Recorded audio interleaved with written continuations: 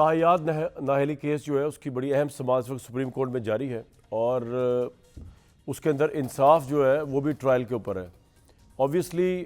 ना इंसाफ को किसी से छीनते हुए नज़र आना चाहिए और ना इंसाफ को किसी पर निछावर होते हुए नज़र आना चाहिए।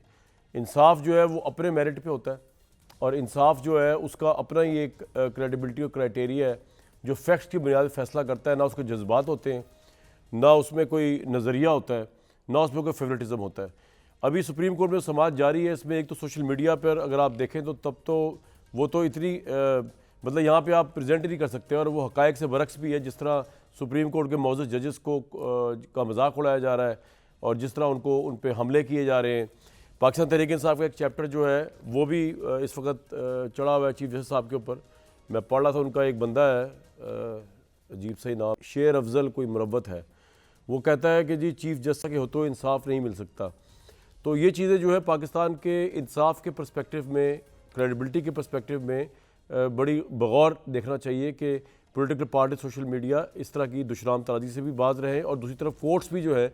वो उस तरह बिहेव कर रही हों कि इंसाफ होता हुआ नज़र आ रहा हो। अभी ताहियात नाअहली केस में सारी बातें छोड़ के सबसे इंपॉर्टेंट जो दलाइल थे वो फैसल सिद्दीकी साहब के थे और फैसल सिद्दीकी जो है अदालत के माविन मुकर्रर हुए। परसेप्शन एक तरफ से ये बनाया जा रहा है कि नवाज शरीफ साहब को लिवरेज देने के लिए, उनके लिए सारे रास्ते खोलने के लिए पूरी सुप्रीम कोर्ट बिठा दी गई है। मतलब मेरा ये मौक़िफ़ नहीं है, लेकिन ये परसेप्शन बनाया जा रहा है ख़ास तौर पे तहरीक इंसाफ की तरफ से। फैसल सिद्दीकी साहब ने आज बड़े अहम दलाइल दिए। उन्होंने कहा कि दो चीज़ों में फोकस कर रहे हैं कि सुप्रीम कोर्ट का ये फ़ैसला आ चुका हुआ है ताहियात नाअहली का, तो अगर या तो हम ये आज रवायत डाल रहे हैं इस फैसले के ज़रिए, अगर हम इस पर छेड़छाड़ करते हैं कि कोई भी अपील, जैसे कि ये अपील गई हुई है या कोई भी बाद में आने वाली जो मुकदमा लगता है, वो उसमें इतनी सलाहियत है कि वो सुप्रीम कोर्ट के एक सेटल्ड फाइनल डिसीजन को उठा के बाहर फेंक दे, तो ये एक बिल्कुल ही नया और अजीब व गरीब प्रेसिडेंट कायम हो जाएगा। इससे फिर चैप्टर ऑब्वियसली खुल जाएगा, फिर तो सारे फैसले जो हैं वो कभी भी किसी वक्त भी चैलेंज होकर उनकी फाइनलिटी जो ख़त्म हो सकती है और एक तरह से बहुत से लोगों के नज़दीक इससे कानून का मजाक भी उड़ जाएगा। दूसरी तरफ फैसल सिद्दीकी साहब ने यह भी दलाइल दिए कि ये भी देखना है कि क्या दस्तूर में तरमीम किए बगैर इलेक्शन एक्ट का एक फ़ैसला जो है वो दस्तूर के ऊपर अगर कोई चीज़ नहीं भी दी हुई लेकिन तरमीम के बगैर अगर वो हावी हो जाता है, जैसे इलेक्शन एक्ट में 5 साल लिख दिया गया है,